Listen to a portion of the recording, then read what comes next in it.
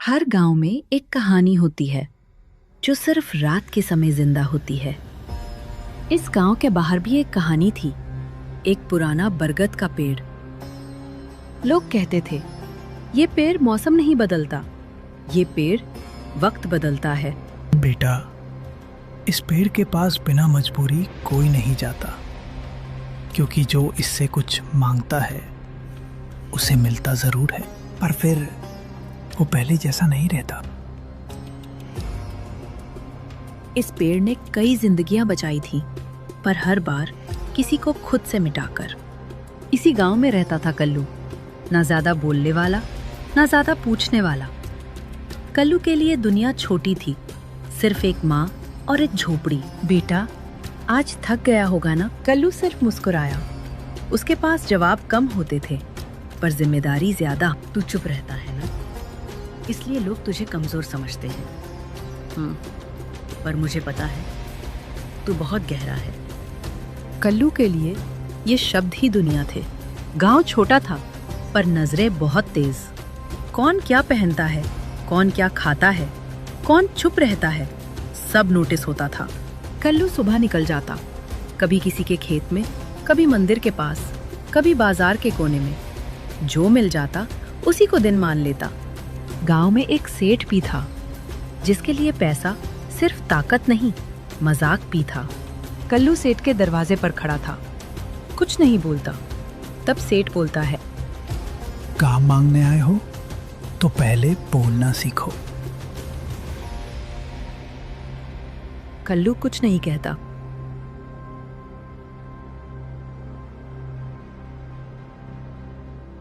अच्छा, ये तो चुपचाप रहने वाला है। इसके जैसे हाथ काम के नहीं, सिर्फ भीख के होते हैं। कल्लू ने आंखें उठाकर नहीं देखा। उसने सिर्फ अपनी मुट्ठी बंद की, फिर धीरे से वहां से हट गया। उस रात झोपड़ी में हवा भी भारी थी। माँ की सांस पहले से ज्यादा तेज थी। माँ खटिया पर लेटी थी। कल्लू चुपचाप उसे पानी देता है। माँ बहुत धीमी, टूटी हुई आवाज में बोलती है, तू कल मत जाना, आज यहीं रहना। कल्लू ने सिर हिला दिया, पर उसे पता था कल ना गया तो आज का खाना भी नहीं होगा। रात गहरी होती जाती है। माँ को बुखार बढ़ता जाता है। जब बुखार बढ़ा तो कल्लू पहली बार डरा। गांव सो रहा था, पर कल्लू नहीं। कल्लू झोपड़ी के बाहर निकलता है। उसने पहली बार गांव के बाहर जाने का सोचा। उस पेड़ के पास, जिसके बारे में सुना था, वहां से कोई कुछ लेकर लौटा है, पर पूरा कभी नहीं। पेड़ पास से और भी बड़ा लग रहा था। उसकी जड़ें जमीन के अंदर नहीं, जैसे वक्त के अंदर जा रही थी। कल्लू पेड़ के नीचे खड़ा था, कुछ नहीं बोलता। उसने आवाज नहीं लगाई, उसने बस हाथ जोड़ दिए। बोल, जो मांगना है, सिर्फ सच मांग। मेरी माँ, बस मेरी माँ। वक्त दिया जा सकता है, पर उससे पहले जो बीत चुका है उसे छोड़ना पड़ेगा। कल्लू को पहले समझ नहीं आया, फिर यादें उसके दिमाग में जैसे रेत बनकर फिसलने लगी। पहली कीमत, यादें। कल्लू ने कोई सवाल नहीं पूछा, उसने बस सिर झुका दिया। सुबह हुई। माँ की सांस पहली बार शांत थी। कल्लू माँ के पास बैठा था, देख रहा था। उसे खुशी महसूस हो रही थी, पर वजह याद नहीं आ रही थी।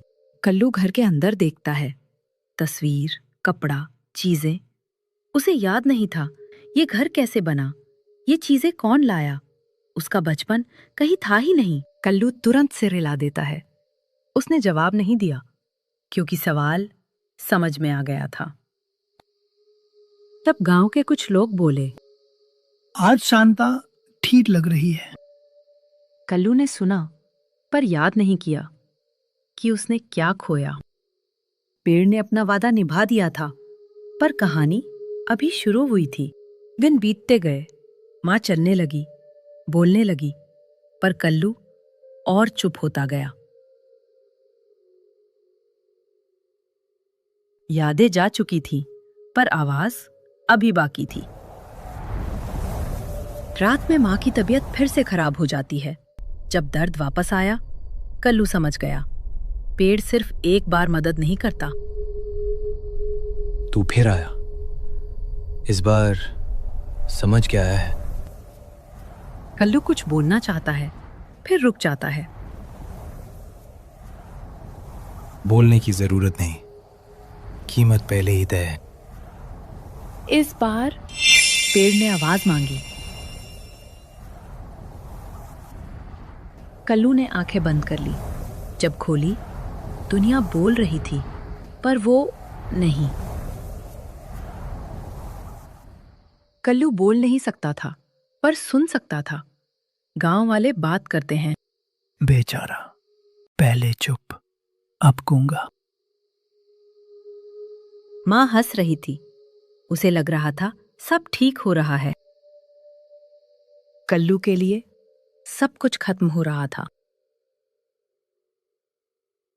पहली बार माँ और बेटे के बीच खामोशी दीवार बन गई।